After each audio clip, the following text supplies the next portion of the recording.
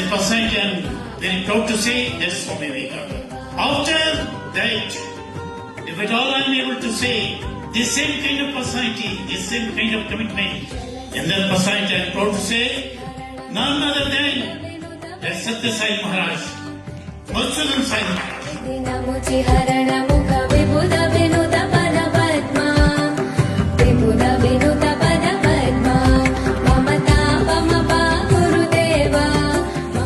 Family is the most important unit of the society. If family breaks, the society breaks.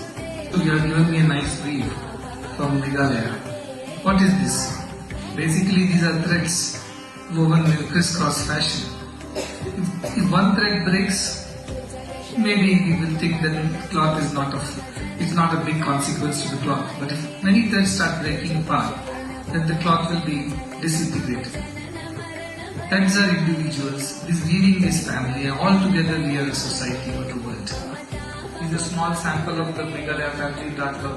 But out there, outside Dartlow, there is a bigger Meghalaya with so many people of different cultures and different philosophies and different backgrounds. They are also a part of this family.